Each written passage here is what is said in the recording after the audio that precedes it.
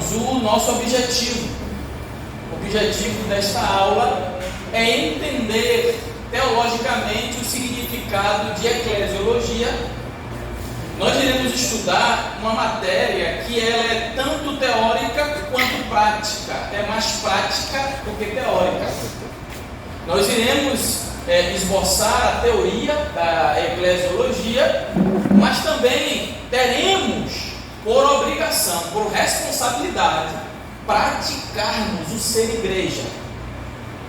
Nós iremos entender aqui de forma teórica igreja, mas viveremos igreja, seremos igreja. Glória a Deus. É uma das matérias, e isso é muito semelhante à missiologia, porque é uma matéria teórica e prática, mais prática do que teórica. Então, a intenção é entender teologicamente o significado da eclesiologia, observar a indestrutibilidade da igreja. A igreja é indestrutível. Isso aí, obrigado. Analisar onde e quando surgiu a igreja de Cristo, onde foi o embrião, a sua origem. A igreja está dando para chegar? Não. Horrível. Mas vai melhorar. Aqui só eu botei esse verde, não é para botar esse verde.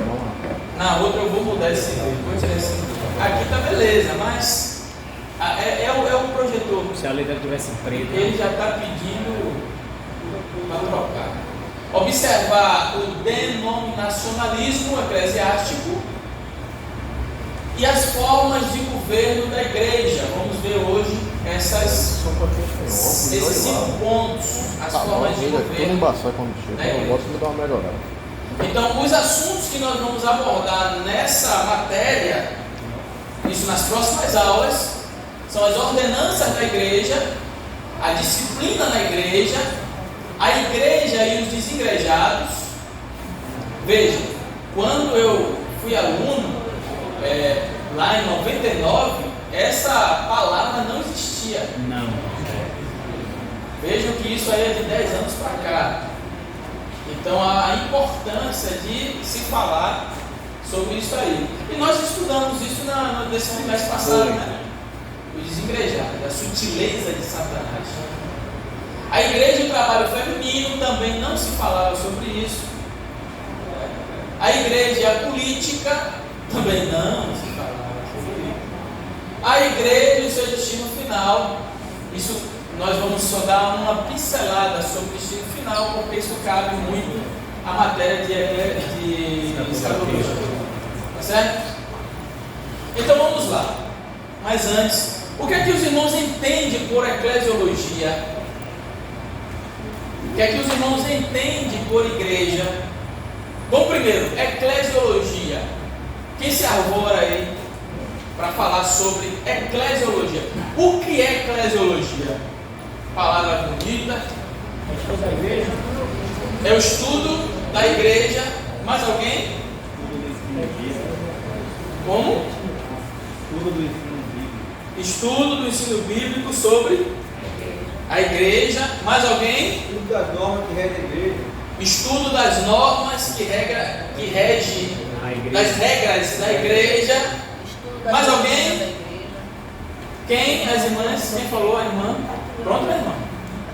Pode falar. Não tem vergonha aqui. Aqui só tem os irmãos sem a vergonha. Pode falar, irmã. O ensino da doutrina da igreja. Falou qual? O ensino Da da doutrina. doutrina da igreja. Pois bem. Agora a pergunta é: para você, o que é igreja? Para você, o que é igreja? Essa pergunta a gente vai responder ao passar da aula, tá certo? Eu vou sempre voltar nessa pergunta aqui: o que é igreja? Para você, o que é igreja? Tá bem? Eu vou falar sobre isso aí. Então, eclesiologia é o estudo dos ensinos bíblicos a respeito da origem, função e práticas da igreja. Quando falamos de igreja, a igreja é um nome um tanto genérico, porque igreja, alguém vai dizer assim, não, é uma casa onde se reúnem pessoas para cultuar. É uma igreja. Hoje em dia o pessoal coloca o nome da igreja de várias formas, né? Catedral, comunidade. Não é verdade? É church. Né? Fica bonito, né? Church. Comunidade, church. O camarada não sabe falar nem o português, vai falar o church. Então, igreja de forma genérica é uma casa, quatro paredes, obviamente, onde se reúnem pessoas para adorar a Deus. Mas, de fato, o que vem a ser igreja? Eclesiologia é o estudo dos ensinos bíblicos a respeito da origem, função e práticas da igreja. Essa O semana, termo... eu estou descendo ali a ladeira dos bombeiros, ali do Passapateiro, aí tem uma igreja pentecostal, Morena de Cristo. Morena de Cristo, imagina. Não, e lá em Goiás tem uma igreja chamada Igreja do Cuspe de Jesus. Já ouviu falar? E aquela Jesus é lindo e cheiroso, né? Tem essa também, né? Uma vez eu até postei. Então tem. É coisa. É coisa. O termo eclesiologia tem origem na palavra grega eclésia. Esse vocábulo é formado pela união da preposição ek, que significa fora de, com o verbo kaleo, que significa chamar, chamados de fora para dentro. Quantos foram chamados aqui de fora? Estávamos no mundo e fomos chamados por Deus para estarmos aqui juntos. Glória a Deus. Assim, a eclésia referia-se a um grupo de pessoas chamadas e reunidas em uma assembleia com propósito específico. Atentem bem, propósito específico. Nós não podemos perder isso de vista. Igreja não é lugar de pessoas sem propósito. Não é lugar de pessoas vãs. Não. Igreja é lugar de pessoas com propósitos e ainda específicos. Amém? Teologicamente, a eclésia tem o sentido de chamados para fora do pecado e para dentro do corpo de Cristo. Aqui, percebam que nós já estamos funilando. Vimos o sentido teológico de eclesiologia e agora partimos para o sentido mais prático da palavra. O que é a igreja? A igreja é saídos de fora para dentro. Dentro de quê? De quatro paredes? Não. Dentro do corpo de Cristo. É algo mais específico, é algo mais profundo. Que nós temos que entender essa esfera espiritual. Então, igreja é o corpo de Cristo. Alguém diz assim, a igreja é aquela casa. Tudo bem. De forma visível mas de forma invisível é o corpo de Cristo, cuja cabeça é Cristo e o corpo somos nós, membros uns dos outros. A origem da palavra igreja vem do grego kyriakos, mas teologicamente a igreja tem sentido de eclésia. Kyriakos vem da palavra grega para senhor, né? Kyrios, Senhor. Então, no sentido da origem da palavra, ela tem uma origem no Senhor, palavra Kyrios. Então, ali uma gravura de Estevão, quando ele estava sendo apedrejado. A igreja, ela parte daquilo que nós lemos. Jesus, ele diz assim, olha, tu és Pedro, e sobre esta pedra edificarei a minha igreja, e as portas do inferno não prevalecerão contra ela. Nós estamos diante de um texto complexo.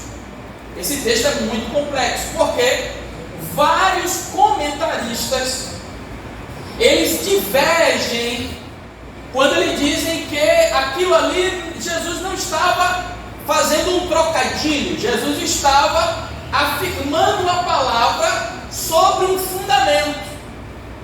Vou explicar melhor.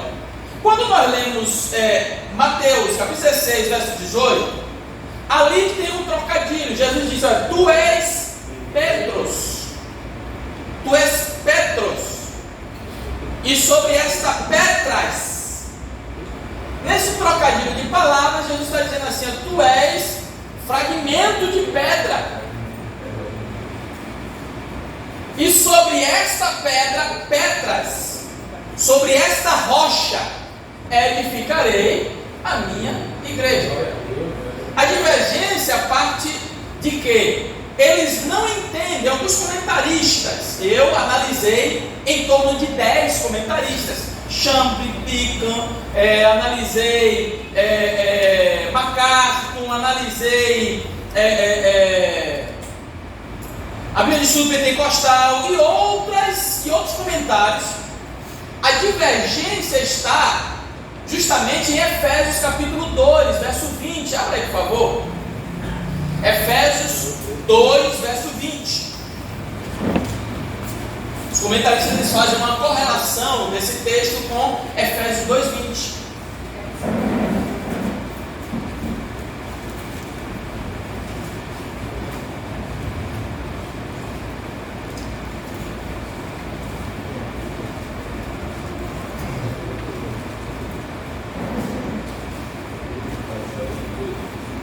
Você vai ler aí ou pode ler? Pode, quem achou pode ler, por favor.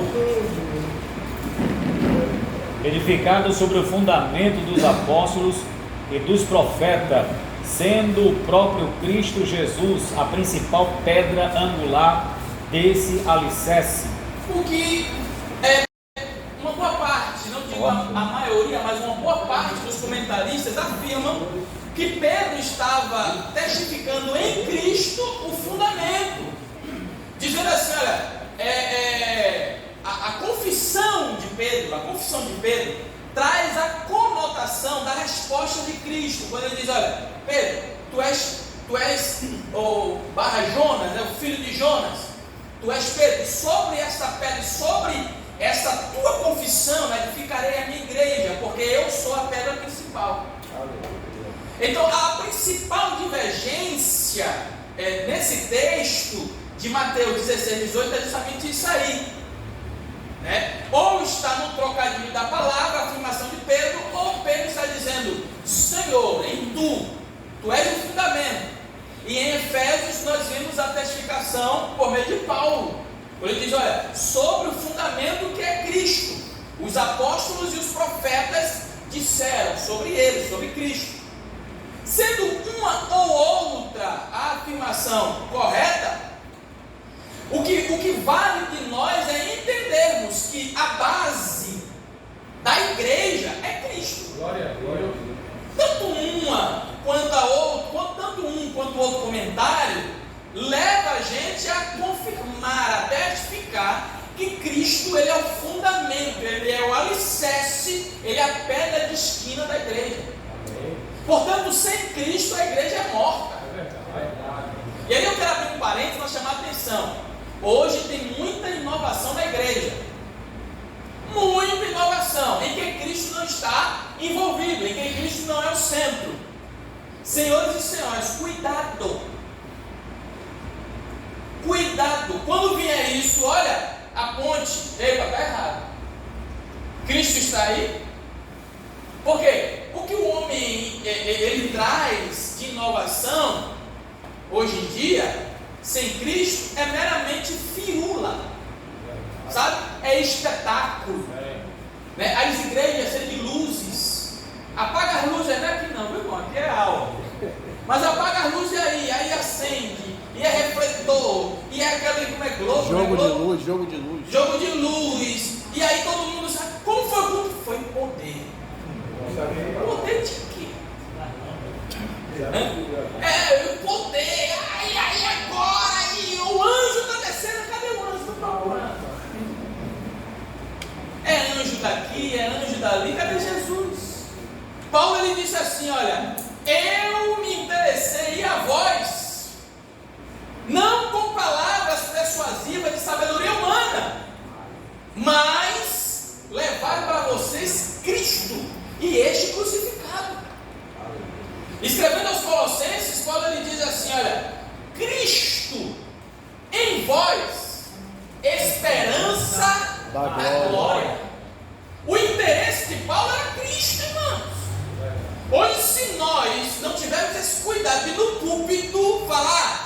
Cristo, ter centro como Cristo, a nossa palavra ser Cristo, os nossos hinos ter Cristo, as igrejas vão esfriar, vão fechar as portas, e as portas do inferno prevalecerão. Coloca Cristo, você vai ver que é poder. Mas não senti nada, então, pronto, tem alguma coisa errada. Não é com Cristo, é contigo. Ela não é assim. Então fecha parênteses, origem. Então, falando sobre Mateus capítulo 16, verso 18, desse versículo complexo. Portanto, a igreja do Senhor não surge por um acidente, em razão da nação de Israel recusar servir ao seu Senhor, voltando aos ídolos cananeus. Não foi um acidente. João 1,12 é o que está escrito aqui? Veio para os que eram seus, e os seus não receberam, mas a todos quanto receberam, deu-lhes poder, serem feitos filhos de Deus, aos que creem no seu nome. Então a igreja não é um acidente, não veio por acaso, também não foi uma revolta dos essênios, né? Não foi uma revolta dos apóstolos, não tem que ter uma igreja porque Israel não nos aceita, não houve nada disso. Alguns vão dizer que Paulo foi o criador do cristianismo. De forma alguma. Jesus é o centro do cristianismo. Aliás, sem Cristo não há cristianismo, concorda? Então, a origem da igreja, a intenção de Deus, trazer a igreja, revelar a igreja ao mundo, foi alcançar os gentios. E Paulo ele entende muito bem isso quando ele escreve a igreja de Éfeso, a igreja de Colosso, a igreja Éfeso, Colosso e a igreja de Filipe. Ele escreve, ele dá essa conotação, ele diz: olha, não foi um acidente, né? Deus quis revelar para os gentios a igreja, porque os gentios não tinham, né, como ter acesso ao Senhor. Então a igreja, ela é um corpo formado por Cristo, né? Tendo neste corpo todos nós aqui gentios, nós não tínhamos esperança de receber a salvação, mas Cristo Jesus, Ele nos deu essa salvação e nós formamos uma comunidade, nós formamos um corpo que é a igreja do Senhor. Não foi um acidente.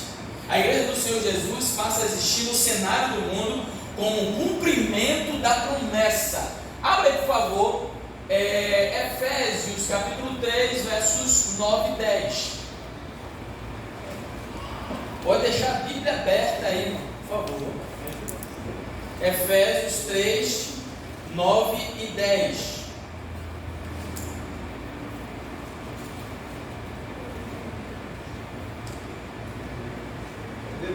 Pode ler, por favor.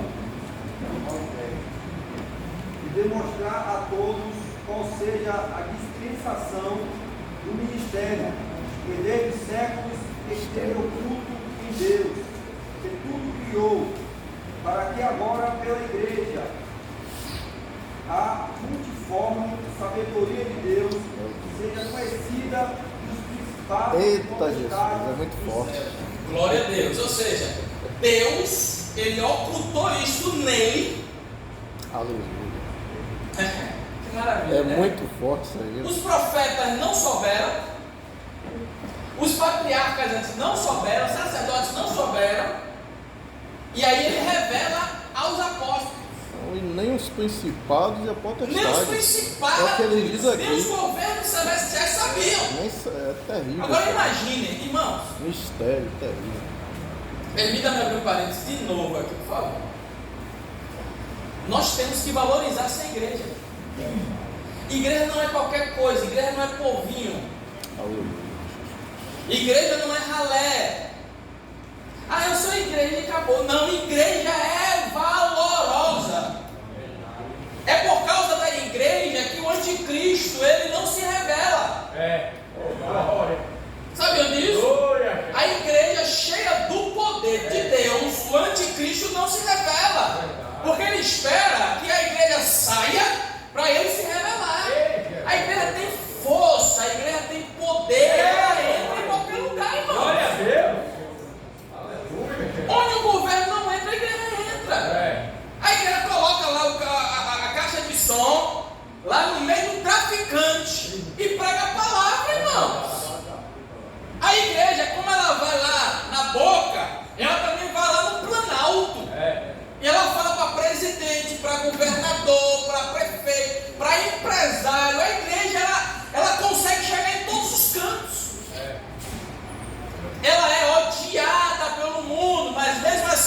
não deixa de ser igreja.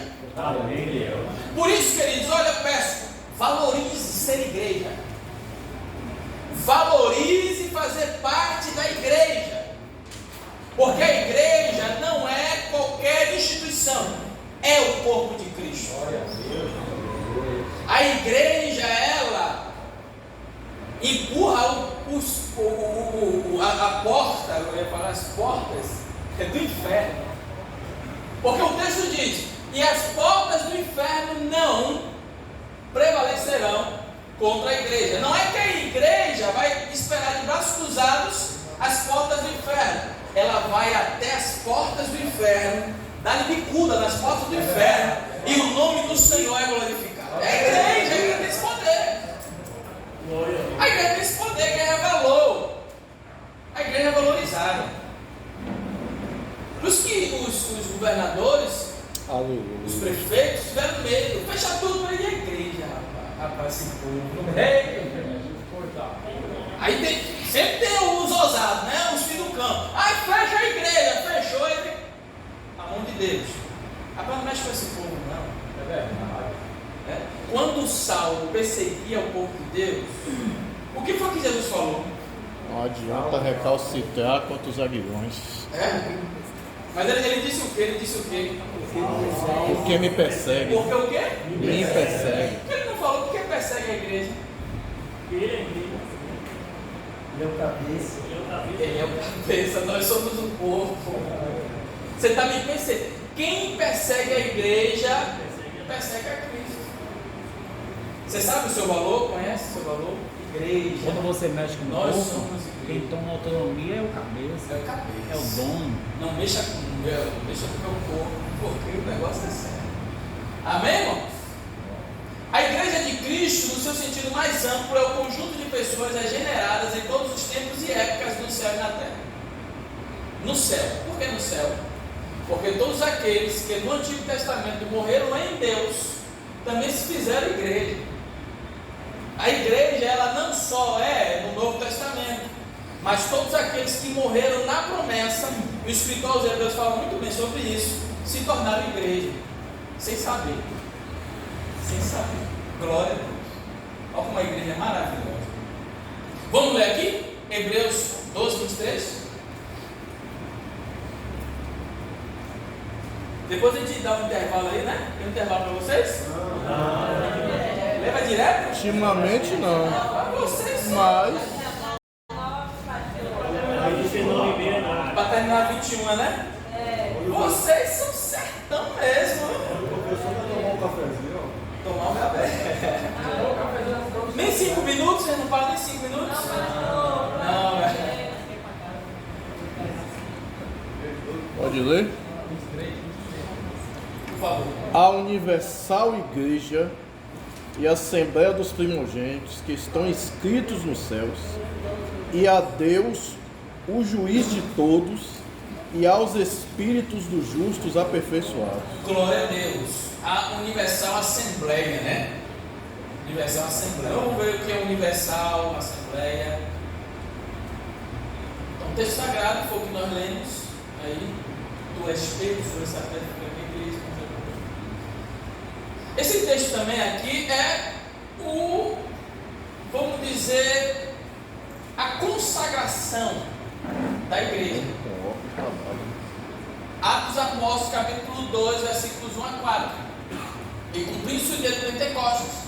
Eles estavam todos reunidos no mesmo lugar, concordemente no mesmo lugar, e de repente veio do céu um som, como de um vento veemente e impetuoso, encheu toda a casa em que estavam Assentados. E foram vistas por eles línguas repartidas, como que de fogo, as quais pousaram sobre cada um. E todos, é todos aqui mesmo, irmão? Todos. Não é assim, e alguns não? Todos. Ah, todos, obrigado. E todos foram o quê? Cheios. Vamos repetir essa parte aqui, irmão? 1, 2, 3 E todos foram cheios do Espírito Santo. Que maravilha! Glória a Deus! Todos que estavam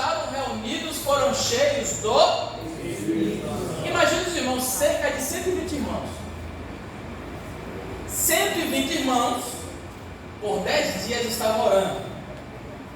Imagine, irmãos, um dia dá para você fazer a oração com 120 irmãos, né?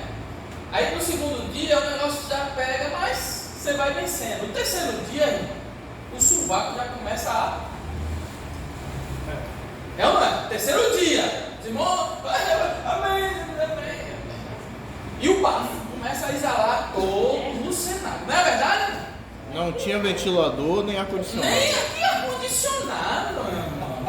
Não tinha Jequiti, não tinha Avon, nada disso não. Temperatura 40 graus. Temperatura, imagine, iniciaram cerca de 500. Cheio de roupa, misericórdia. Cerca de 500 iniciaram. E só ficaram cerca de 120. Terceiro dia, quarto dia, o negócio começou a pegar. Quinto dia, a irmã Maria estava lá, firme, orando. Senhor, manda poder, Senhor. Manda poder, Senhor. E estavam lá os irmãos orando, Senhor, manda poder. Manda. Sexto dia, sétimo dia, oitavo dia, estavam todos o quê?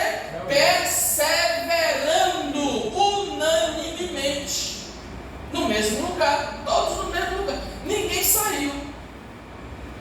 Oitavo dia, nono dia, irmão, no oitavo dia, os irmãos já estavam crendo, Deus vai derramar poder. É o oitavo dia, Deus vai derramar poder. Tem irmãos que no primeiro dia, tem irmãos que dizem assim, pastor, eu não sou batizado, eu tenho 50 anos de crente, não sou batizado ainda. Onde está o problema? Eu disse, Deus não está. O que é que eu estou fazendo de errado? Não sei. Sinceramente, não sei não. Alguma coisa não está batendo, né? Alguma coisa errada não está certa, né? Alguma coisa. Então, no oitavo dia, no nono dia, no 10º dia, de repente, não é de repente. Você teve essa experiência no batismo do Espírito Santo? De repente. Tem uns que é batizado no banheiro, tem uns que é dormindo, tem uns que é batizado como? Viajando, né? Na vigília, em casa, na igreja, é batizado no Espírito Santo. De repente veio do céu. E todos foram cheios do Espírito Santo. Igreja, que é a igreja, o normal da igreja é ser cheio do Espírito Santo. A igreja, o normal dela é ser cheia do Espírito Santo. Eles estavam cheios e começaram a falar outras línguas, conforme o Espírito Santo lhes concedia que falasse. Imagina esse dia, irmão.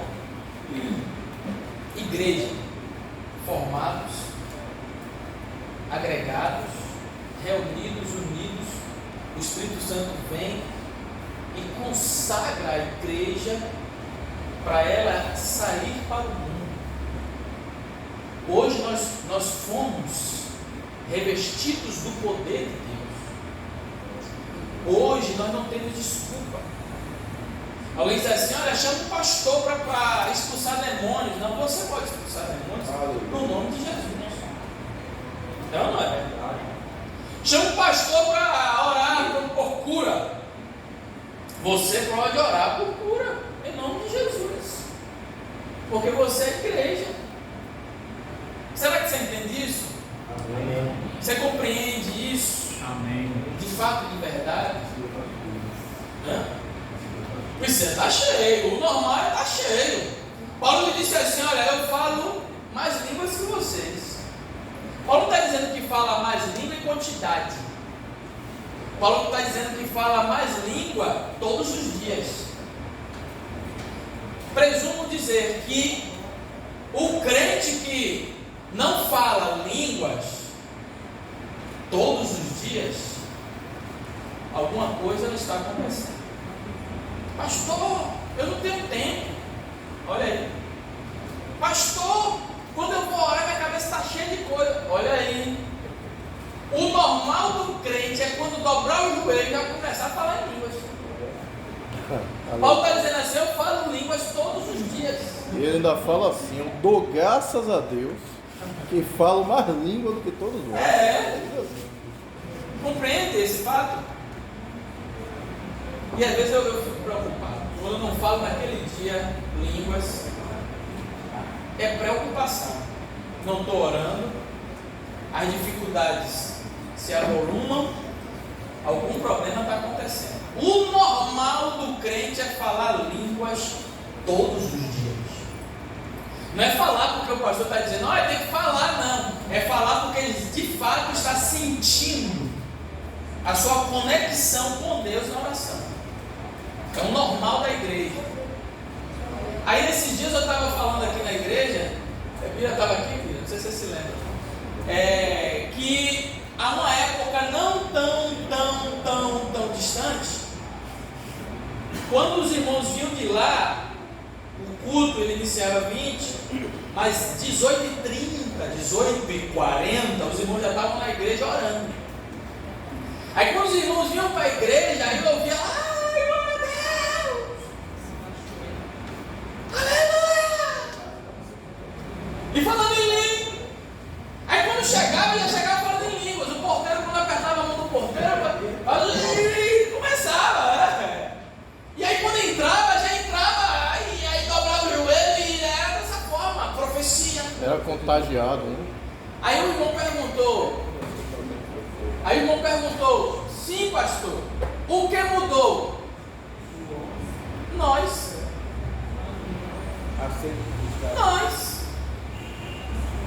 Aí tem gente que é igual aquelas crianças, vai para a igreja chutando. Vai para a igreja aí. Nem queria ir. Pronto. Eu tenho oportunidade de chegar às 6h30. Eu vou chegar às 19h55.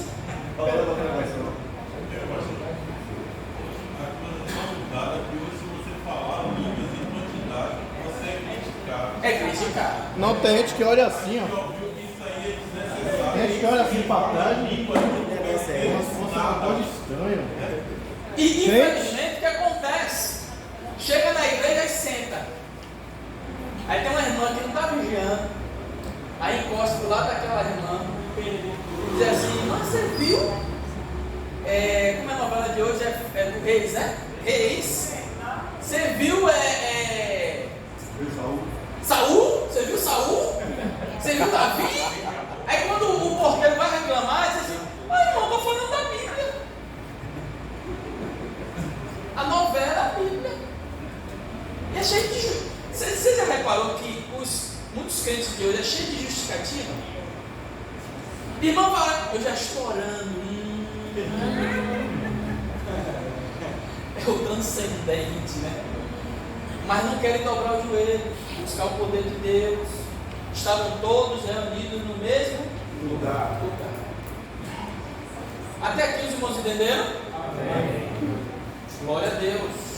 Tem alguma dúvida? Vou perguntar mais uma vez, o que é a igreja? Quem falou? É o corpo, né, Cristo? O que é a igreja? Como? Tirado de fora para dentro. Conjunto de pessoas. Reunidas no mesmo lugar.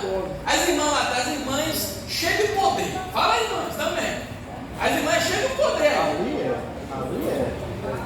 Bora falar aí também. Essa é.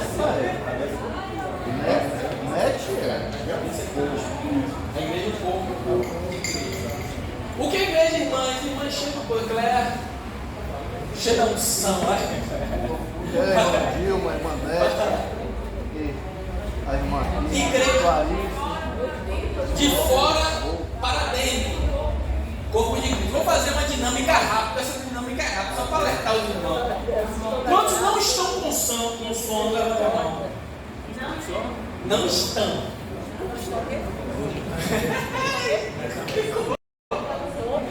Vamos lá, você vai olhar para o seu irmão que está do seu lado. Seu irmão que está do seu lado. Olha na budoga dos olhos dele. Olha para ele aí, diga assim, ó. Olha para ele aí. Tá, cadê os irmãos? Cadê? Quem que está do lado? Olha para ele e diga assim, irmão.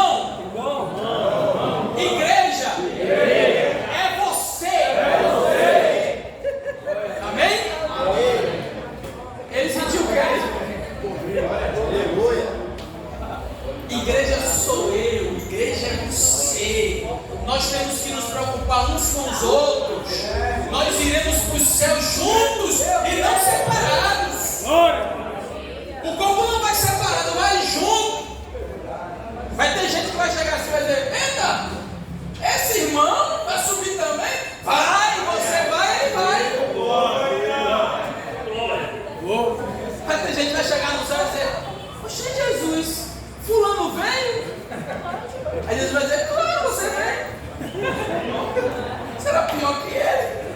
Veio. Mas nós somos igreja. Temos que cuidar uns dos outros. Amém? Amém. Eu disse que nós vamos sempre trazer à tona essa questão de igreja. Voltar para o sentido prático da coisa. Tá certo? Não se zane comigo, não. No período do Antigo Testamento havia uma igreja embrionária, ou seja, um projeto de igreja. Já vimos Mateus 21:42, nunca lê as escrituras, a pedra que os pecadores rejeitaram, essa foi posta por cabeça do ângulo, pelo Senhor foi feito isto e é maravilhoso aos nossos olhos. Corpo de Cristo, o termo igreja universal vem do grego católicos e do latim universali, que significa relativo a toda a terra, universal, né? Significa católico. Sendo assim, a palavra católica significa universal, já lemos o texto. Denominação cristã é uma organização religiosa que funciona sob um nome e tem estrutura e doutrinas comuns. Já vou adiantando. Nós, como igreja, somos corpo, organismo e corpo organizacional. Isso. Como corpo organismo, somos corpo de Cristo.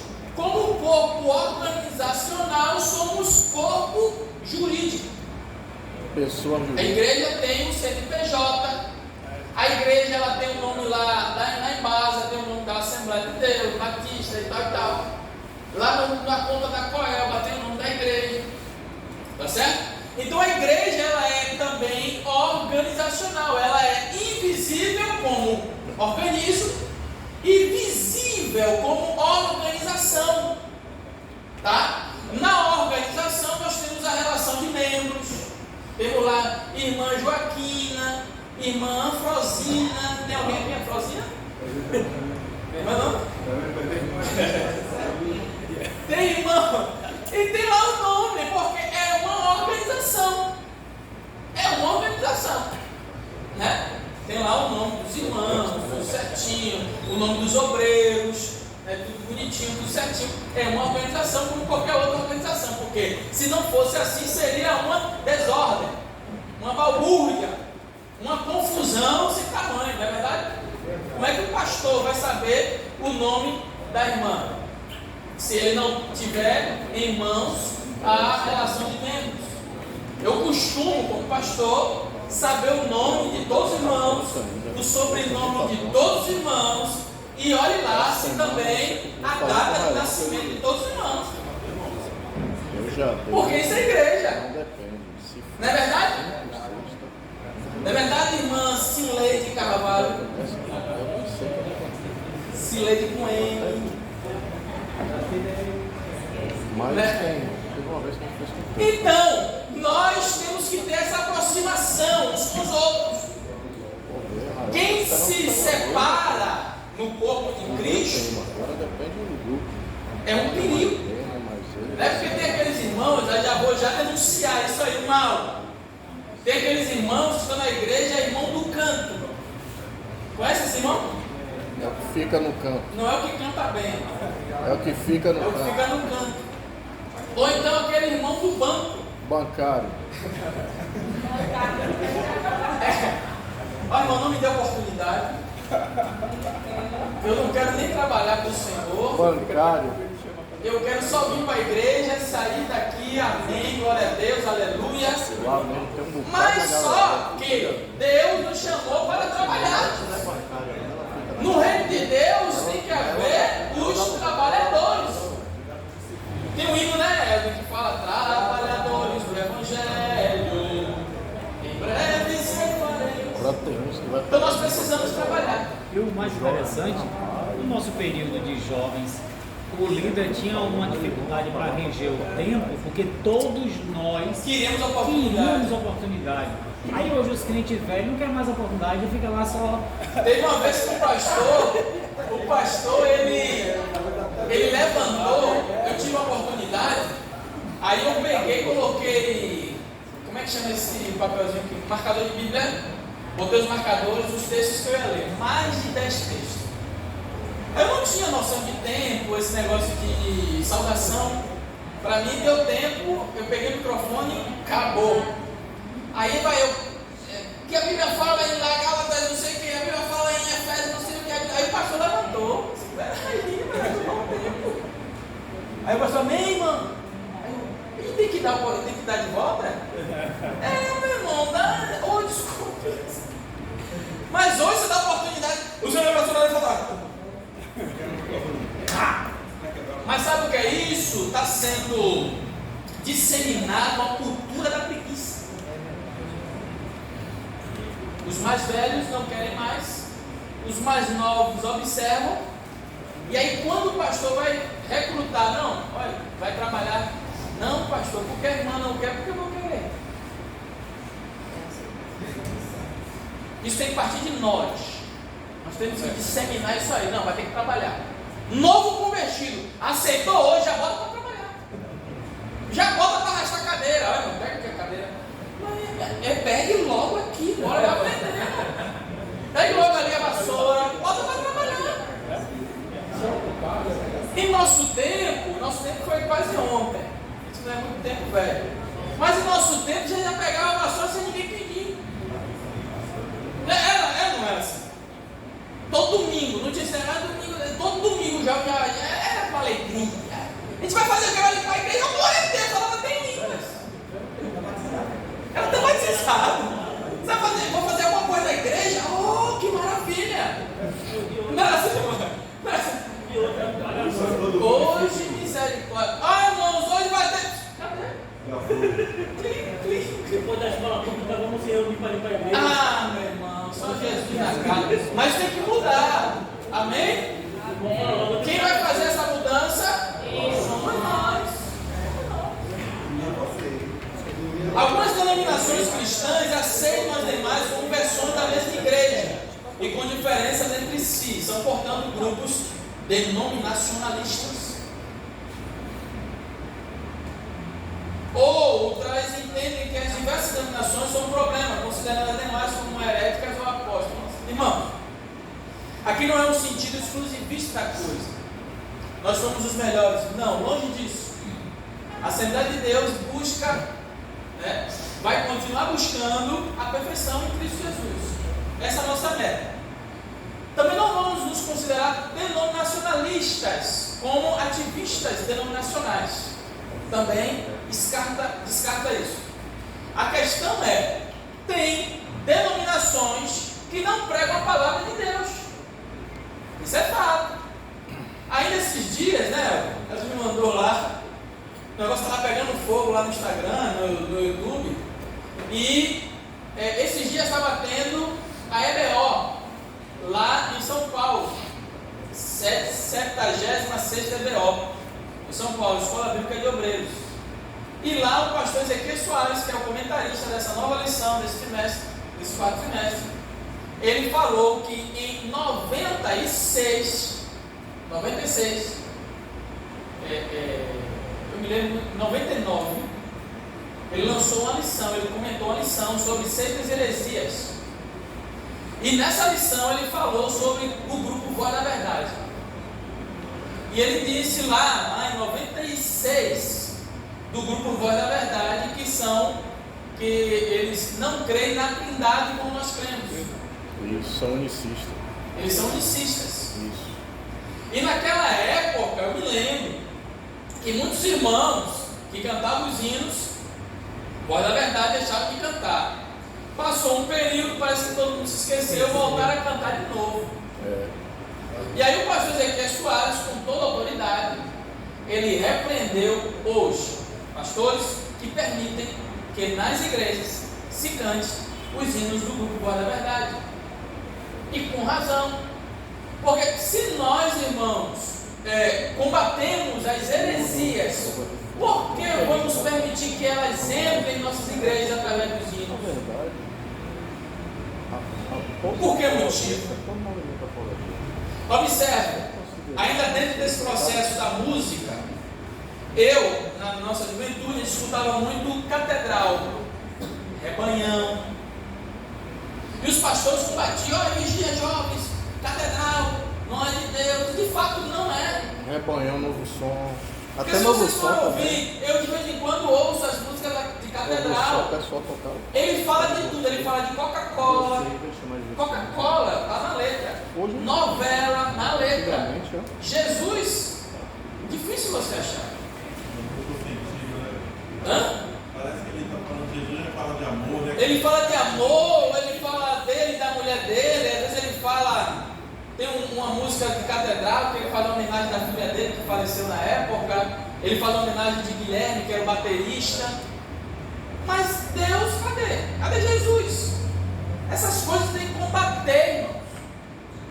Se o cantor ou o grupo eles se divorciam da comunhão em Cristo, se divorciam deles também. Se afasta deles. Ah, pastor, é muito lindo, eles têm uns arranjos bonitos. É muito bonito. Roberto Carlos também. Um dia desse aí, na pandemia, o pastor de Belém. Tá gravando. Aí, um dia desse, minha esposa no carro disse: filho, estamos entrando no ano, muda esses hinos do pendrive, né?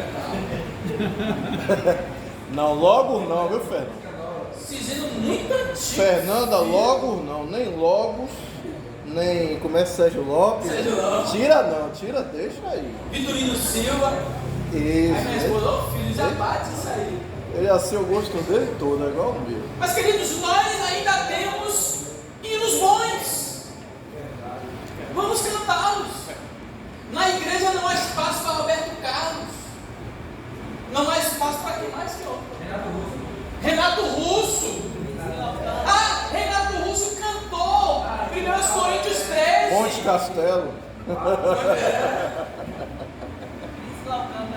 Priscila Alcântara, que diz: eu não vou mais cantar hinos Aí evangélicos. já tá, já. Tem que repreender mesmo. Eu não vou mais cantar, não vou mais deixar tocar no meu carro, na minha casa, não vou mais. Sem falar também, pastor, que o hino ele é para edificação. Edificação. Você vê como geralmente é o sabor de mel. Quando a pessoa fala aquele trecho, você vai estar em cima do palco. Você vê o termo de revolta que a pessoa faz. Ó, você vai ver, eu vou estar lá em cima, você vai. Quem é essa cantora? Damares. Mas pastor Anderson, já foi. Pastor Anderson é o seguinte, tá gravando. Olha, na verdade, olha só, também tem isso, né? O que acontece muitas das vezes? A gravadora, quando o camarada ele se propõe a louvar, tem um chamado de Deus, eu posso dizer, né, até por estar nesse meio e conhecer um pouco, né? Já ter gravado CD também, já tive contato com gravadora, eu sei como é. Às vezes o camarada, ou o irmão que tem um chamado de Deus, às vezes ele é forçado, né? Aqueles que querem muito sucesso, ele é prostituído pela gravadora. Às vezes a gravadora diz: rapaz, é o seguinte, a moda agora é essa. Eu digo que eu vivi isso em 2002, quando eu comecei a gravar. Dei entrevista em alguns rádios, e aí o camarada pegava meu CD e dizia assim: essa música, eu ouvi aqui, essa música aqui é comercial, essa aqui não é. Eles tratam a música da gente assim. E era uma rádio chamada Gospel, crente. Mas eles o quê? Para eles não interessa a letra, se foi inspirada. Ele quer saber o que é comercial, o que é a moda, o que vai pegar. Então aí o camarada, às vezes, ele por já estar lá no meio, o camarada chega como agora, né? O fulano aí gravou Apologia ao Suicídio, uma música aí que tá. Já segue. Gravou uma música, então. Aí o pessoal, rapaz, faça uma música aí. Quer dizer, não sei se foi assim, mas tem casos que eles fazem isso, não, ó, grave esse tipo de música, esse estilo, esse ritmo, porque é o que vai pegar, o que tá pegando, é que as igrejas, é isso, é que as igrejas estão aceitando agora, que essa geração está aceitando. Então tem muito disso. E nós temos que estar atentos. Exatamente. Vigilantes, para não deixarmos entrar na igreja, nos grupos. Porque tem aquele hino que é meio, né? As senhoras gostam desses hinos, né, mano? Esses hinos meio. Como é, Cléo?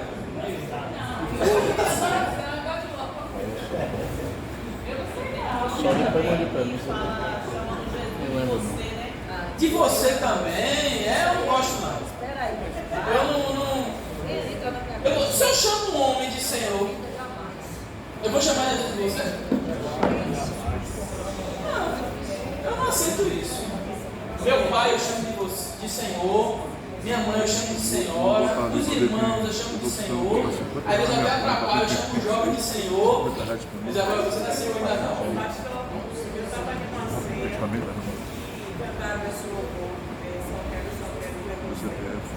Só porque a irmã brigou com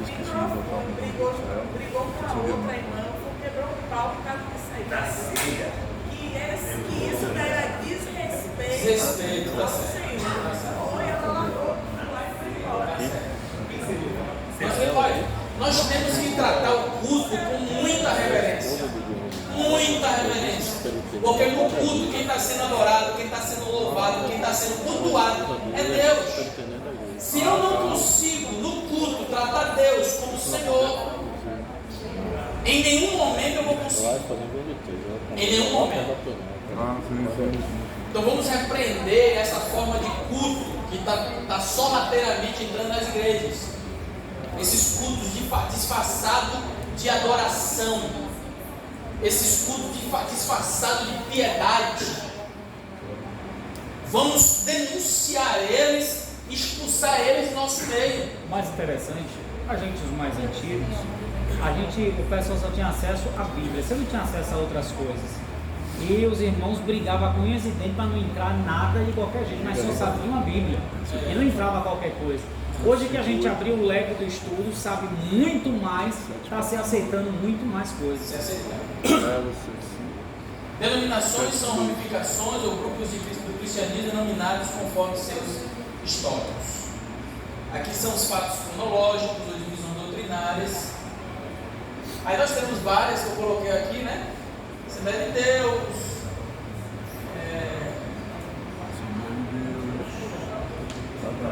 É o que aqui? Assembleia de Deus também. Olha a irmã da Tânia está aí, irmã. A irmã da Tânia está aqui, parece com a Tânia. Eles dizem que parece. Agora aqui parece com a Tânia mesmo, mas de baixo parece com a Tânia, rapaz. Rapaz, parece colar a congregação lá. O que é que diz aí? Quem pode ler para mim? Sérgio Governo, você? Quem pode ler para mim? Segundo a igreja é um corpo espiritual constituído apenas pelos regenerados pelo Espírito de Deus. Quantos regenerados tem aqui? Amém.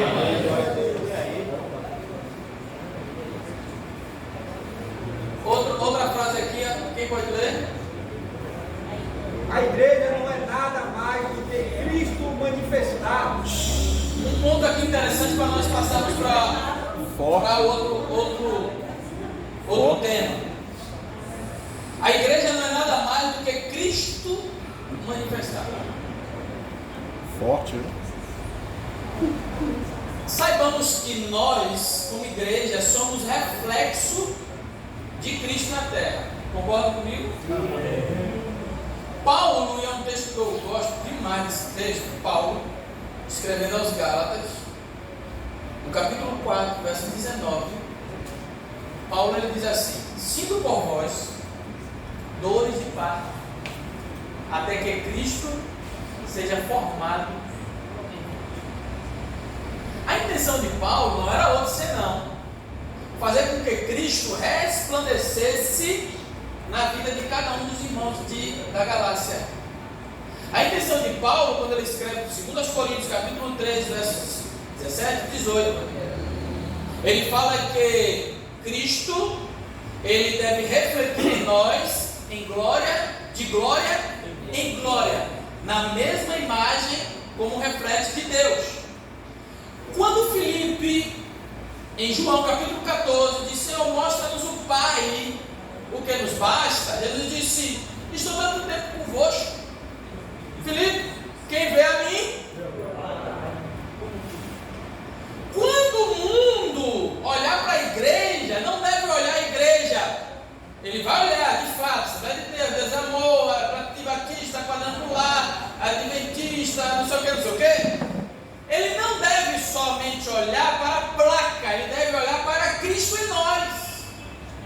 O problema que muitas igrejas sofrem hoje é porque Cristo, a glória de Cristo, já saiu dela. Eu devo refletir Cristo em mim. A partir de hoje, se não hoje, ontem, se não ontem, daqui para adiante, quando você se olhar no espelho, a proposta é: você não pode mais se ver no espelho. Cristo tem que refletir no espelho, no seu lugar. Mas pastor, isso aí é meio doido. Como é que Cristo vai refletir? Conta-se a história do apóstolo dos pés sangrentos. O nome dele é Sadhu Sudarsin. E Sadhu, ele, quando se converteu, ele era do hinduísmo, de uma família nobre, se converte em torno de 17, 18 anos, e ele parte para pregar Cristo em todos os lugares. Ele andava descalço, por isso que é conhecido como apóstolo dos pés sangrentos. E em alguns lugares, quando Sadhu ele ia ministrar a palavra de Deus, alguns lugares conta esse testemunho de que uma criança cutucava o pai e dizia: pai, ali é o Cristo. Aí o pai dizia assim: menina, ali é Sadhu está pregando. Ele disse: não pai, ali é Cristo. E quando terminava aquela ministração, ele chamava Sadhu, ele está dizendo que é Cristo, né? Porque ele resplandeceu o próprio Cristo. Em outro momento, quando ele foi visitar alguém na Inglaterra, e ele estava na porta, a empregada foi atendê-lo, ela saiu correndo e disse: olha, quem está batendo lá na porta não é outra pessoa senão o próprio Cristo. Sadhu, ele refletia Cristo. Nós precisamos refletir a Cristo. Glória a Deus. Às vezes pensamos que o nosso reflexo vai atrair. Não atrai ninguém. Quem vai atrair alguém para a igreja é o reflexo de Cristo em nós. Nós precisamos nos esvaziar de nós e deixar Cristo entrar em nós na sua profundidade. Paulo ainda escrevendo aos Gálatas, Gálatas 2:20. Abra aí, Gálatas 2:20. Quero ler com vocês. Não vivo mais eu. Vamos lá. Quero ler com vocês. Todos juntos vamos ler Gálatas 2:20. Eu até o hino, Pastor, o que é a igreja, pastor? Aí tem gente que para justificar diz: na igreja tem um bocado de fofoca. Aí em casa não tem, não? Você vai ver, olha onde você vai encontrar fofoca: grupo da família. Onde tem mais não? Tem não? Tem mais problema. Grupo do WhatsApp, família. Você vai encontrar lá. Problema.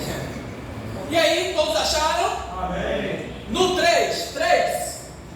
Todos ficaram com Cristo, e não mais eu, mas Cristo vive em mim, e a vida que agora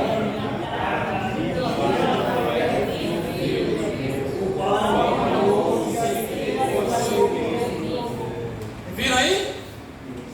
Esse texto, eu vou essa semana colocar esse texto no grupo lá. Todos estão no grupo? Amém. Esse grupo não é grupo da família, não tem fofoca. Vou colocar lá esse texto, o texto de Paulo. Nós vamos ruminar, meditar nesse texto dessa semana, tá certo? Não vivo mais eu, mas Cristo vive em mim. E a vida que agora vivo na carne, vivo-a na fé do Filho de Deus, o qual me amou e se entregou a si mesmo por mim.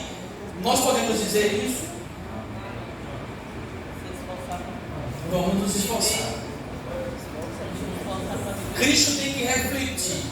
Às vezes nós nos preocupamos com a nossa beleza. Não é nada demais preocupar com a beleza, tudo tranquilo, porque senão você não vai ter nada, né? Em casa, um pratinho bonitinho lá, você está feio, não tem coisa. Mas Cristo deve ser superior à nossa beleza.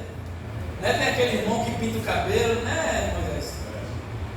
Mas não tem mais cabelo para pintar, já foi. O irmão um dia disse: você pinta cabelo? Eu não pinto nada, rapaz. Não pinto não. Estou até programando para ficar careca, viu? Viu? Vai ficar careca logo para negócio de cabelo tá logo careca, pronto. Né? Eu já sei uma vez, eu não ficou. Fiquei careca, não ficou nada. Fala gatinha, cara. Amém? Ô, Edilton, você aquele cafezinho? Gentileza, licença? Tem açúcar. Sim. Então, quem é você? Igreja. Você pode dizer para o seu irmão mais uma vez isso aí? Vamos lá? Na prática, olha para ele. Dizer. Pode ser. Boa. Pergunte para ele, quem é você? Aí ele vai responder, eu sou. Você vai dizer assim, eu sou universal. Quem é você?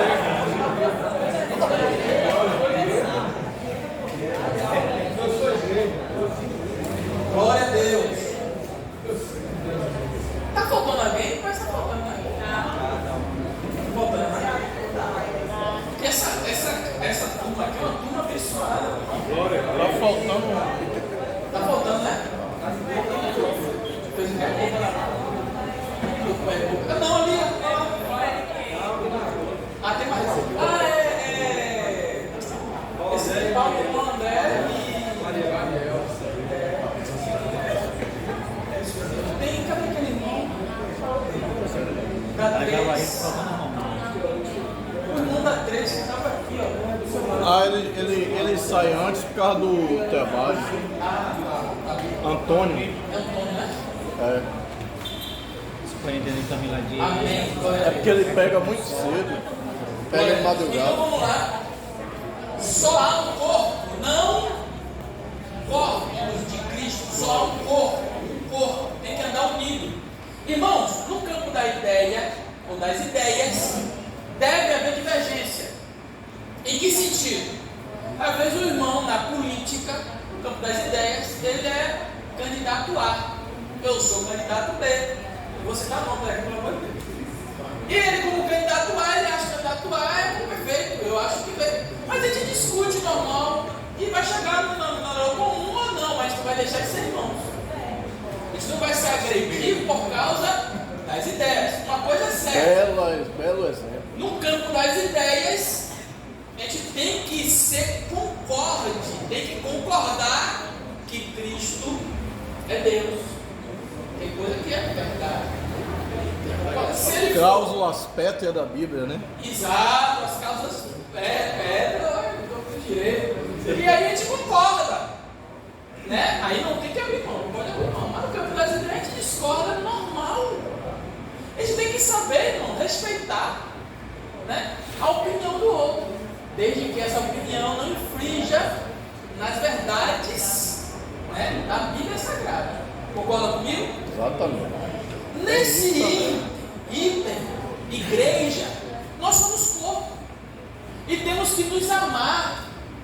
A Bíblia fala em Romanos 13:8: a ninguém levais a não ser O amor. Irmão Sérgio, eu posso estar devendo o senhor dinheiro, mas uma coisa eu tenho que pagar o senhor. É responsabilidade minha amar o meu irmão. Ah, mas não gosto dele. Problema seu. Cristo nos constrange. Paulo diz: olha, todos os dias Cristo me constrange. Meu amor, eu sou constrangido a te amar todos os dias. Vai ter dia que eu vou olhar para você e dizer assim: rapaz, esse irmão de novo. Mas eu tenho que lhe amar. Amar não é condição, não é condicional, é obrigação, é mandamento. Eis que eu vos dou um novo mandamento: amai-vos uns aos outros. E não é sentimento também. Não é, não, É uma sentimento. decisão, na verdade. Eu não posso abrir mão. Ah, eu amo Moisés, mas não amo Cleia. Ah, aí vai ter briga lá. Né? Dá Aí mais você vai dizer assim: rapaz, você me ama, amo, mas eu não amo sua esposa. Você vai tem que ter uma amar. só carne aí. Não Aí tem vai jeito. ser problema. Aí acaba o amor. É, não Aí acaba o amor. Aí corte aqui. não tem jeito. Nós precisamos amar. Igreja é isso, é amor. É comunhão, é igreja. Eu não posso pensar diferente. Igreja é isso, é amor, é comunhão. São pessoas diferentes, de famílias diferentes, com mentalidades diferentes. Mas em um ponto nós temos que concordar. Devemos amar uns aos outros. Isso é igreja. Isso você não vai encontrar lá na instituição pública nem privada, porque lá você não é obrigado a amar. Mas na igreja nós somos obrigados a amar. Igreja é família. E aqui na igreja a gente quebra o pau aqui. Lava a roupa suja e estende aqui dentro mesmo, para não mostrar nada a ninguém. Porque entre nós, é igreja. Como é que se resolve? Ô irmão, eu não gostei, eu também não gostei, como que se resolve? Não tem, glória a Deus, vamos para a pizza.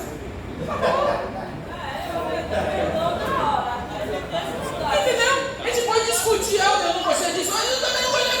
Pronto, bora ali. O mais gostoso, Você vai deixar de ser irmão. o mais gostoso é que você pode chegar no estado que você chegar, lá está a sua família. Família.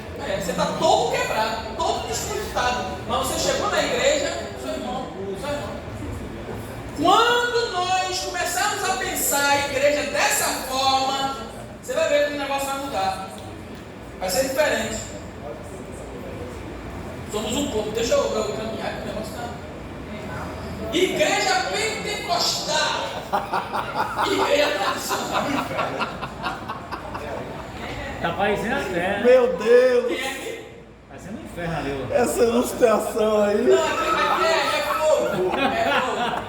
E aqui é A cara dele é que. a frieza, né? A cara dele. Ai, isso é- meu Deus. Essa foi demais agora. Qual a mais espiritual? Menino, a cara de um tá pior do que a outra, né? Aí você tem pentecostal e tradicional. Você chega na igreja pentecostal, é porque o tema não é esse não, falar de pentecostalismo. Hã? Pode entrar aí.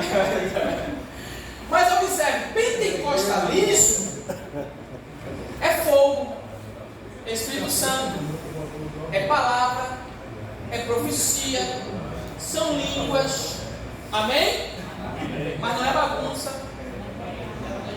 não é desordem, não é desobediência. Como é que um irmão ou a irmã chega para o pastor, por exemplo, o seu líder, sua regente? Eu sou cheio do poder, eu sou cheio do Espírito Santo. Aí a regente diz assim: olha, faça isso aqui porque isso é o correto. Não! Eu obedeço a Deus, não obedeço os homens. Ela não é nada cheia do Espírito Santo, é tudo máscara. Porque quem é cheio do Espírito Santo, nele está o fruto do Espírito Santo: amor, paz, benignidade,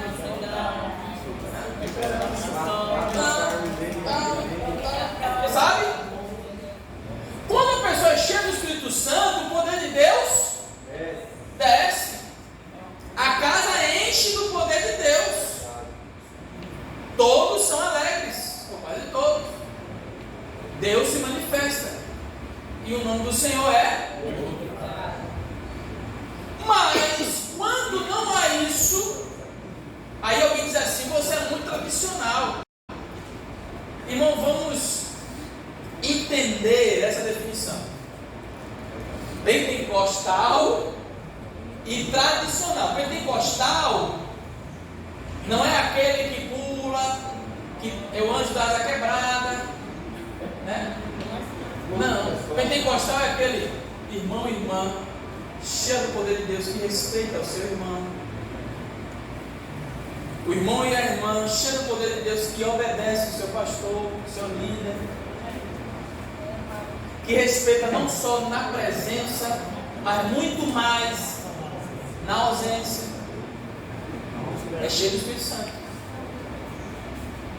sabe? Nas coisas básicas que nós esquecemos, está revelado quem é cheio do Espírito Santo ou não. E o tradicional não significa que é o frio. O tradicional é aquele que é maduro. Às vezes o irmão está, o culto, né? Aí o pastor está lá olhando. Aí o irmão cutuca e diz: que pastor frio. O pastor está vendo suas casas lá. O pastor... Não, porque Paulo ele disse assim: olha, quando tiver 2 ou 3 profetizando, né? Um espera pelo outro, e você vai julgar a profecia. Vai ter que ter sempre um para julgar. Sempre um tem que. Ou eu queria estar ali no bolo, mas eu estou observando, né? E não quer dizer que o pentecostal é mais crente do que o tradicional. O tradicional aqui é mais uma provocação, né? O tradicional aqui é muito daquelas igrejas tradicionais, né? Presbiteriana, metodista, igrejas adventista, são igrejas tradicionais, né? Mas não quer dizer que eles não são nossos irmãos. Concordam comigo? O presbiteriano, ele tem lá a sua crença ou as crenças calvinistas, né? Mas não quer dizer que eles não deixam de ser nossos irmãos. Então nós precisamos entender a questão do pentecostal. Tem entrado sorrateiramente os neopentecostais, né? A tendência neopentecostal. Isso tem trazido grandes danos em nosso meio. Grandes danos. E nós temos que vigiar, combater e pregar a coisa certa. Pessoas que estão dentro da igreja, e eles são considerados tradicionais? Tem, desde quando esse tradicionalismo dele não confunda com o pentecostalismo que ele deveria receber ou ter. No caso, seria até adicional em termos de guardar os costumes, Maduro, né? Vamos colocar ortodoxia, no caso, seria mais. É verdade. Daria mais pro lado dessa questão da ortodoxia, de ser. Mais comedido, mais maduro. Uma vez uma irmã disse que pastor, eu ainda hei de ver o senhor rodando. Eu também, Jesus. Eu disse, por que eu rodar? Vai fazer o quê? Ela disse, não, eu quero ver o senhor rodando. Eu disse, Por que você não rodou logo na hora e mostrou? mas que fruto vai trazer, irmão, rodando? Pastor, eu queria ver, sei lá, o senhor rodando. Tem o quê? Tem o quê? Daqui a pouco fica rodando. Então, o regime de governo da igreja. Quantos estão comigo? Amém? Amém. Quantos já foram para casa? Mentalmente. Vamos terminar no horário, né, irmã? É de Bairro da Paz. É ali.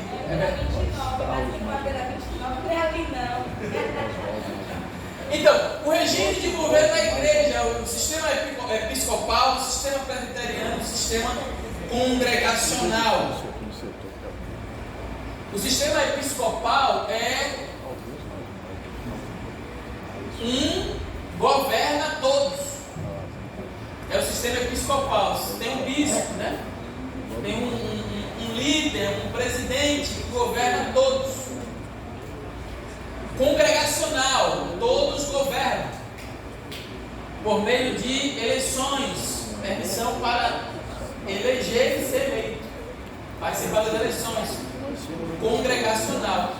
E presbiterial alguns governam todos. Aqui é um corpo de presbíteros que governa o reverendo. No caso da igreja presbiteriana ou então algumas igrejas reformadas. O que nós cabemos melhor aqui é congregacional. Agora vai dizer, mas pastor, nós temos um presidente. Mas no estatuto, pelo estatuto da igreja Assembleia de Deus, está lá regido que todos têm permissão de voto e de escolha de voto. Todos podem ser candidatos para eleições. Está lá no estatuto. Tá certo? Então, há sempre uma cadeia de decisões. Tem as ordens que partem do pastor presidente, diretoria, hierarquia, conselhos, pastor presidente, diretoria, conselhos, ministério, que é formado aqui em Salvador por pastores, evangelistas, presbíteros, diáconos, ministério e igreja. A igreja é o que dá o veredito final. Por exemplo, no batismo nas águas, nós temos a profissão de fé e perguntamos. Os irmãos conhecem aqui Filermino? Tem um Filermino aqui não, né? Filermino, ele quer se batizar nas águas. Não, conheço. Olha, não é. Ele está todo errado, pastor. Não bota ele para batizar, não. E aí o pastor faz como? Ele faz assim. Filermino, espera mais um pouco aí, alguma coisa aconteceu. Então a igreja, ela tem poder de veto também. A igreja pode dizer, olha, eu voto nisso, eu voto naquilo outro. Mesma coisa obreiros. Eu tenho esse costume, quando eu vou escolher obreiros para ser separado ao diaconato, ser consagrado ao presbitério, eu chamo primeiro o corpo de presbíteros. Tem esse irmão aqui, e aí, o que é que vocês acham? Não, pastor, esse irmão aqui, ele como diácono, ele é um péssimo diácono, então ele vai ser um terrível presbítero. Então eu não vou nem escolher, não vou nem chamar ele para conversar. É dessa forma. Ou então chama um auxiliar para ser diácono, o cara não presta na igreja, o cara não trabalha na igreja. Você vai colocar um cara desse como diácono? Vai botar? Não. Aí você chega na igreja e diz assim, irmão, eu escolhi aqui porque eu gosto dele, ele vai ser diácono. Na igreja, gente, não trabalha. É um preguiçosão da igreja. É. A igreja vai dizer o quê? Não, pastor, não bota não. Aí vai ficar feio pra mim, né? Eu chamo lá o corpo. Não, e tem que ressaltar que a igreja tem esse direito, né, pastor? Tem que ressaltar que a igreja tem esse direito, né? Tem. Porque às vezes tem lugar que o pessoal fica meio inimido assim e depois fica cochichando por trás, mas deveria manifestar logo, porque a igreja tem esse direito de aprovar ou não. Não é isso? Até o batismo tem, imagina. Veja, a igreja, ela é uma pirâmide. A constituição, o organograma da igreja é uma pirâmide. Nessa pirâmide, aqui em cima está... Peraí. Aqui em cima está... Não, vamos botar aqui o pastor, né? E aqui é a igreja, o corpo de obreiros e tal. Na pirâmide, né? Logo vendo, seria isso aqui, né? Mas não. A pirâmide é aqui, ó. Eu estou falando do organograma da igreja congregacional, a igreja visível. Pastor, obreiros, ajudando na formação da igreja e a igreja no todo. Não deve ser assim? Eu estou errado? Aqui. Porque quanto mais obreiro você for, mais servo você será. Glória. Eu sou pastor. É mais servo. Está lá embaixo. Ó. É assim mesmo. Não é assim, irmão? Ou eu estou falando alguma coisa absurda? Ele é membro, é servo. Passou a ser auxiliar, continua sendo servo. Diácono, servo. Presbítero, servo. Evangelista, servo. Pastor, mais servo do que todos. É ou não é assim? Deveria ser assim. Deveria ser assim. E tem que ser assim. Agora, para tanto, ele tem que ir lá desde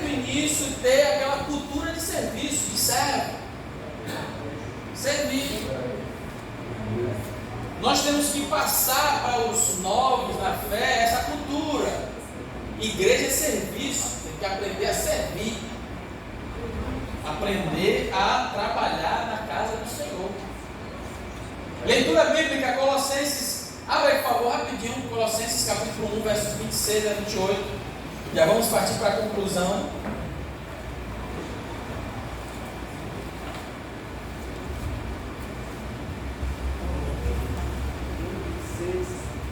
Capítulo 1, versículo 26 a 28.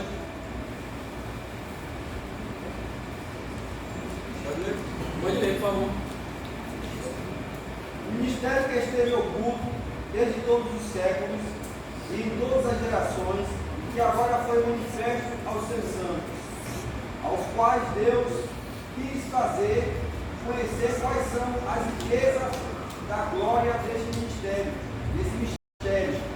entre gentios e Cristo em vós, esperança de glória, a quem anunciamos, demonstrando a todo homem, ensinando a todo homem em toda a sabedoria, para que apresentemos todo o homem perfeito em Cristo Jesus. Então, o nosso papel como obreiros, e aqui todos somos obreiros do Senhor, obreiros e obreiras do Senhor, é fazer com que todos quantos estão sob a nossa liderança, reconhecer Cristo em nós, esperança da glória, e fazer com que eles também estejam em Cristo, esperança da glória. João, escrevendo 1 João capítulo 2, verso 6, ele diz: se Cristo está em vós, andai nele. Se Cristo está em nós, andemos nele. Façamos tudo que promova Ele.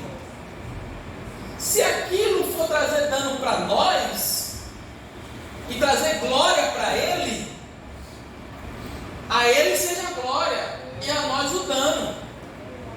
Se aquilo for trazer para nós a morte, Paulo ele diz: olha, em Cristo somos tidos como ovelha, entregues ao matadouro todos os dias. Porque em Cristo sepultamos o nosso corpo, quer vivamos, quer morramos. Então a Ele seja a glória, ainda que aquilo for para nós um dano. Alguém pode ler aqui para mim, por favor? Quem tem voz de trovão? Conforme Gordon, como Cristo é o templo de Deus, assim a igreja é o templo do Espírito Santo. Como Deus somente pode ser visto através de Cristo, assim o Espírito Santo apenas pode ser visto por intermédio da igreja. Aleluia. Que maravilha, né? Sintetizou. Muito forte. Glória. Sintetizou. Espírito Santo, ele pode ser reconhecido através de nós, por meio de nós, igreja do Senhor. Está vendo que nós somos igreja? Preciosidade de Deus. Glória a Deus. Se você puder, devagarzinho, com toda a simplicidade, com todo o carinho, com todo o amor, olha para o seu irmão. Diga assim: meu irmão, você é igreja.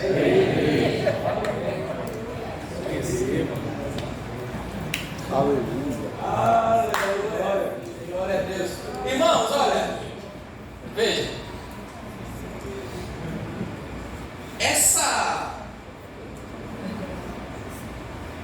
Esse ambiente a gente vai seguir até o final. Até o final dessa matéria. Nós temos que compreender, temos que massificar isso aqui. Nós somos igreja. Glória a Deus. Igreja, e como igreja nós temos valor. E somos em Deus poderosos. Em Deus poderosos. E precisamos amar uns aos outros.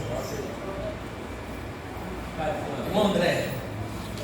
Meu pastor, o que eu queria colocar aqui é que fica assim uma dúvida no ar, né? Porque às vezes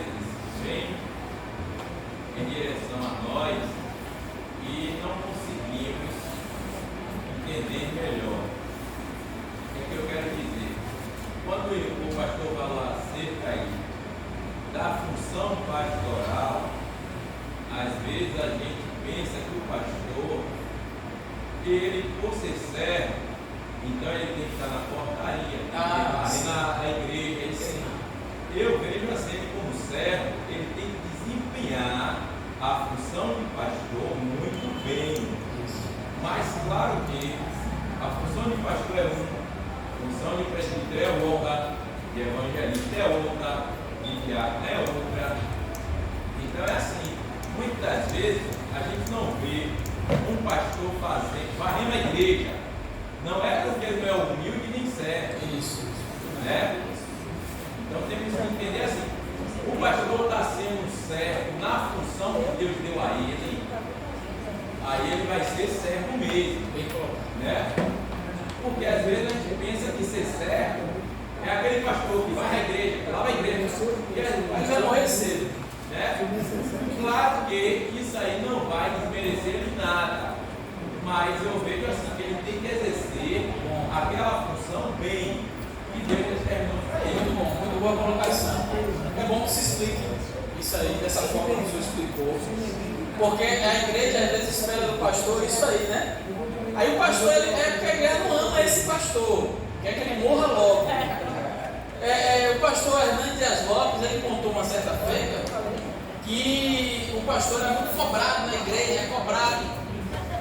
E aí uma irmã passou na porta do pastor, e o pastor, ele estava capinando na porta de casa.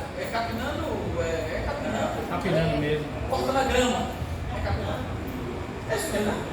Aí capinando, e a irmã disse: pastor, paz do senhor, minha irmã, está trabalhando? Ele disse: não, estou me divertindo. A irmã passou. Foi. Aí no outro dia, passou outro dia, a irmã passou e estava lendo a Bíblia. Aí ela falou assim: pastor, está se divertindo? Ele disse: não, estou trabalhando. Diferença, né? Às vezes o trabalho do pastor não é o braçal, é o se preocupar em elaborar seu sermão debaixo da unção do Espírito Santo para trazer para a igreja. Eu vou dizer aos irmãos, isso é muito árduo. É gostoso, mas é árduo. É por esse fato que foi que os apóstolos tiveram a necessidade de separar os 7 diáconos. De separar. Então é muito árduo, porque às vezes você recebe aquela chama no seu coração poucos dias antes de você preparar o sermão. Então, para o pastor, em muitos casos, a Bíblia se torna pequena. Ele preparar o sermão, porque não é aquele. Tem pastor que é assim, irmãos, ó. É tristeza dizer isso, mas é assim. Meu Deus, Dunidê. Salamememegüe. Pá!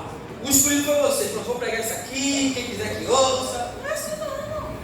Ainda chegará junto, quem tem ouvido, ouça. Ou então pega algum assunto de alguma coisa que está acontecendo naquele momento e pega aquilo ali e vai, veja como enchendo chouriço. Ou então conta uma historinha como se os irmãos fossem cesta de lixo. Não é isso, não. Enchendo chouriço. Há um sacrifício, há uma preparação, não é simples assim. É porque a gente não tem tempo, a gente pode falar em outra matéria, aqui uma homilética, por exemplo, e dizer que não é tão fácil. Claro, é fácil para quem é preguiçoso. Chegar na internet, baixar um sermão já todo elaboradinho, ou então ter em casa aquele livro de sermões, não sei quem e tal, e chegar aquilo ali, destacar aquilo e trazer para a igreja. Às vezes nem traz, nem sabe ainda, né, ministrar e traz aquilo ali como se fosse. Não é bem assim. Então, obviamente, o pastor ele tem o seu sacrifício, o seu serviço. É claro que ele não se exime de lavar banheiro de forma nenhuma. Para mim é muito prazeroso, se for o caso, se não tiver ninguém para lavar. Agora, para o pastor fazer tudo, aí ele vai construir a igreja, aí constrói, depois ele vai ser porteiro, aí ele vai ser arrecadador de oferta, ele vai ser sonoplatista, baterista, guitarrista, né, irmão Francisco? Aí ele morre. Aí os irmãos, o pastor já está com seus dias descontado, viu? Vai morrer amanhã. Porque não tem jeito, não tem como. Quem falou? Irmã Rose. Nós tivemos uma lição no trimestre passado, os pré-adolescentes, pastor, foi Serviço, né? o que é ser um pastor.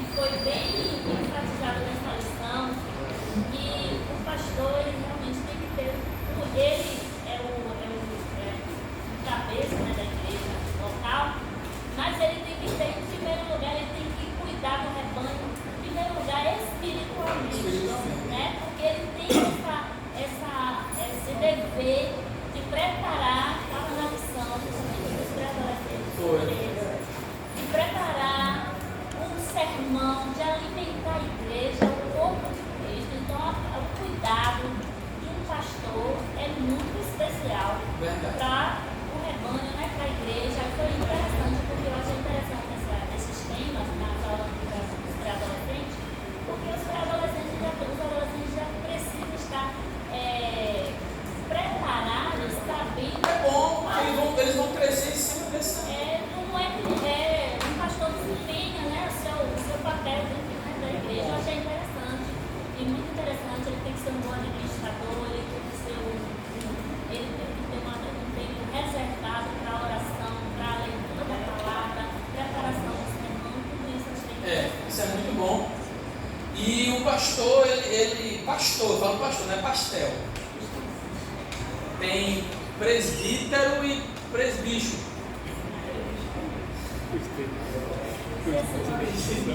E diácono e diacocho.